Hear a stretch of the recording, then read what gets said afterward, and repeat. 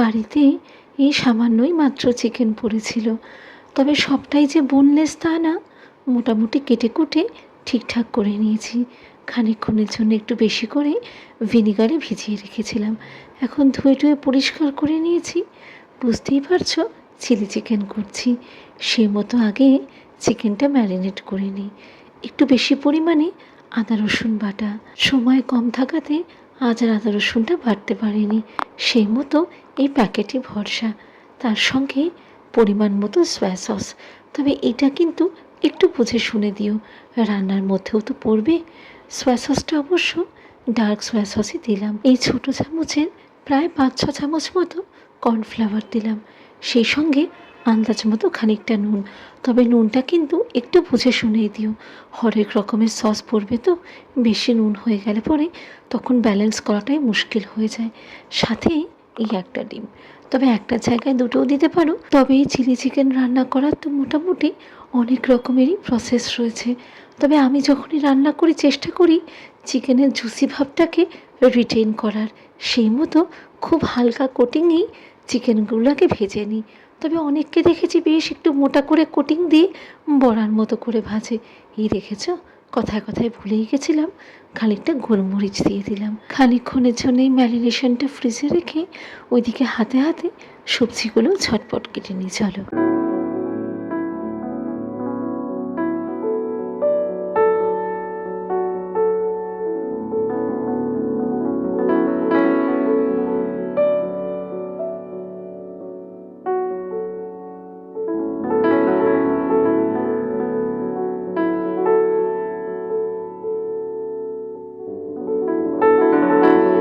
কিছুটা পেঁয়াজ, সেই সঙ্গে ক্যাপসিকাম ও রসুন কুচি, সাথে পেঁয়াজ পাতাও অবশ্য আছে। পেঁয়াজটা একটু বড় করে চৌকো করে কেটেছি, সেই সঙ্গে green capsicum, yellow bell pepper, আর সাথে রয়েছে পেঁয়াজ পাতা। তবে এখানে তো সেরকম ভালো পেঁয়াজ পাতা পাওয়া যায় না, মোটামুটি যেটুকু যা পেরেছি নিয়েছি। একটু রসুন কুচি, সেই সঙ্গে শুকনো লঙ্কা। চিলি চিকেনটা যে রান্না করতে খুব একটা বেশিক্ষণ সময় লাগে তা হয়তো নয়, তবে এইসব সবজিপাতি কেটে কুটে নিতে সেই সঙ্গে সঙ্গেই দেখো না, মাংসগুলো তো ভাজতে হবে। একটু বেশি করে তেলটা দিয়ে ঝটপট ভেজে নিই। তাও তো এখন প্রায় বেলা 1:30 মতো বাজে জানো। আজকে সব কাজ গুছিয়েই রান্নাঘরে ঢুকেছি। বেশ ভালো মতো ম্যারিনেট হয়ে গেছে খানিকক্ষণ। স্কুলে তো নেক্সট উইক থেকে PT1 পরীক্ষা শুরু, আবার সেই খাতার পাহাড়।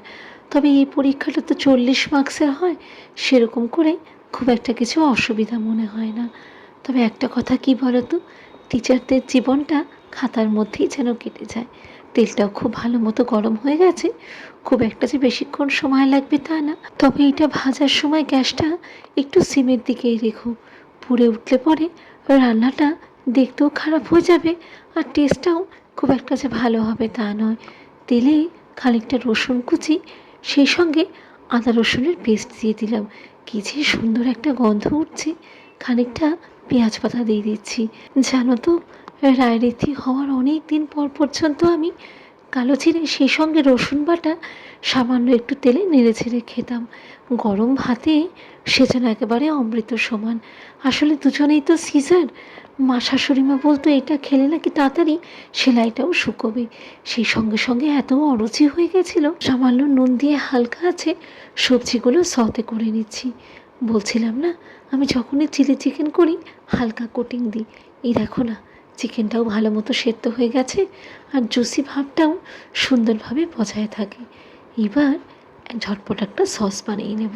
এইটাই কিন্তু চিলি চিকেনের মেইন ইনগ্রিডিয়েন্ট বলতে পারো। হরেক রকমের সসের মধ্যে রয়েছে টমেটো সস, সেই সঙ্গে green chilli sauce, soya sauce, আর তার সঙ্গে সঙ্গেই দেব রেড চিলি সস, একটু ভিনিগার। মোটামুটি বাড়িতে যত রকমের সস আছে ওই সবই দিয়ে দেবে, ভালোই লাগবে খেতে। ব্যালেন্স করার জন্যে সামান্য চিনি দিচ্ছি। এই ছোটো চামচের প্রায় 1.5 চামচ মতো দিলাম। একটু ভালো করে মিক্স করে নিয়ে এবার কড়াইতে দিয়ে দেব। তবে খেয়াল রেখো, যখনই এই সবজিগুলো সতে করবে গ্যাসটা সিমে করে দিও, তাহলে কি সেদ্ধও হয়ে যাবে, সেই সঙ্গে সঙ্গে ক্রাঞ্চি ভাবটাও বজায় থাকবে। এই পর্যায়ে চিকেনটা দিয়ে একটু ভালো করে মিক্স আপ করে নেব। তবে যেহেতু চিকেনটায় একদম পাতলা কোটিং রয়েছে, হতে যে খুব একটা বেশিক্ষণ সময় লাগবে তা না। এই রান্নাটার কিন্তু দফায় দফায় পেঁয়াজ পাতা আর সেই সঙ্গে রসুন কুচি দিও, এত সুন্দর একটা ফ্লেভার আসে। ওপর থেকে আন্দাজ মতো নুন আর চিনি দিয়ে দিলাম। ওই বললাম না, আজ সব কাজ সেরেই রান্নাঘরে ঢুকেছি। দুপুরের খাবারটাও ঝটপট হয়ে গেছে। প্রায় এখন 2:15-20 মতো বাজে। একদম শেষ পর্যায়ে পৌঁছে গেছি। শুকনো খোলায় খানিকটা সাদা তেল একটু নেড়ে চেড়ে দিয়ে দেব। খেয়াল করো, যখনই তিলের রঙটা সামান্য বদলাতে শুরু করবে, গ্যাসটা অফ করে দিও। এত সুন্দর একটা গন্ধ উঠছে। মোটামুটি এবার কাজ শেষ। এটা একটু ভালো করে মিক্স আপ করে দিলেই ব্যাস হয়ে গেল।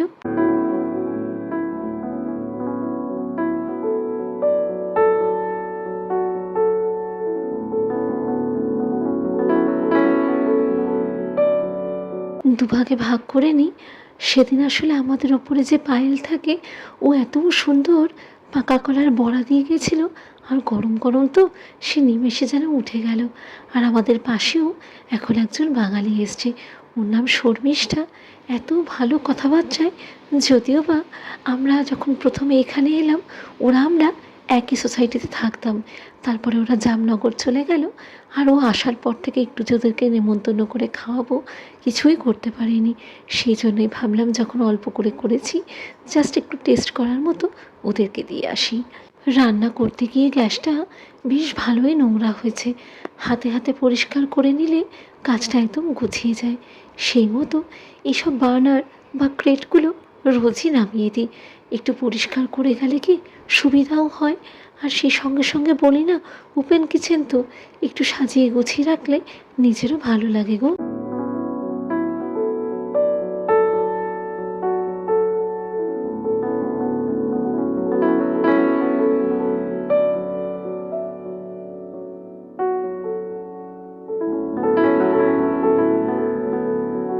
দিয়ে আসি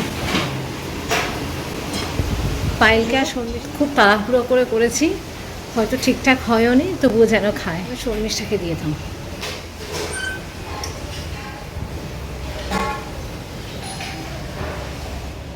যদিও এসছে, বলেছে আসছে, আর এটা একটু পাইল আছে।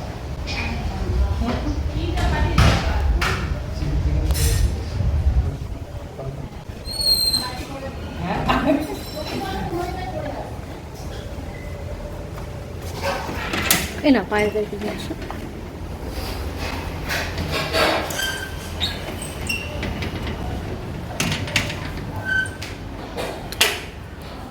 ওকে বলো। কি হলো? ওরা নেই মনে হয়, রিং করে মানে বেল বাজালাম। তাহলে রেখে দিই, তুমি একটু পরে তো বেরোবো, তখন দিয়ে দেবো। টেবিলে রেখে দাও।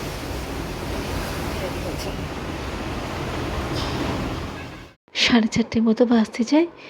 এখন টুকটাক দরকারে একটু বেরোচ্ছি। তবে আমি একটা অন্য জায়গায় যাচ্ছি। হিরকি কাজে যাবে, ও মাঝপথে নেমে পড়বে। টুকটাক যা কাজ রয়েছে সেগুলো সব সেরে নেবে। আমি যাচ্ছি গৌশালায়। ওখানে একটা ছোট্ট অনুষ্ঠান রয়েছে। গ্রুপে দেখলাম মেসেজ এসছে। সেই মতো ভাবলাম একবার দেখে আসি। আর মোটামুটি ওখানে অনেককেই চিনি।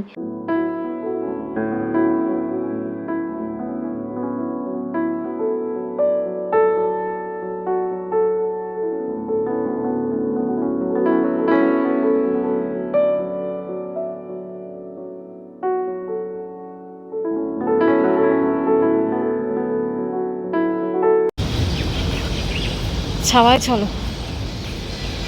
Good evening. ইস, এখন মনে হচ্ছে ছাতাটা আনলেই ভালো হতো গো। রোদটা দেখেছো? দেখে মনে হচ্ছে যেন বেলা 2-2:30 মতো বাজে। এই রোদ চলবে সন্ধ্যে 6টা পর্যন্ত। ওইদিকে অটো বুক করেছিল, চলেও এসছে। চলো দেখি। আমার যেতে অবশ্য প্রায় মিনিট 15-20 মতো সময় লাগবে। খানিকটা দূরে তো। ফ্লাইওভারের পাশাপাশি এই রাস্তাটাও নতুন করে রিকনস্ট্রাক্ট করছে, বেশ চওড়া হয়ে গেল।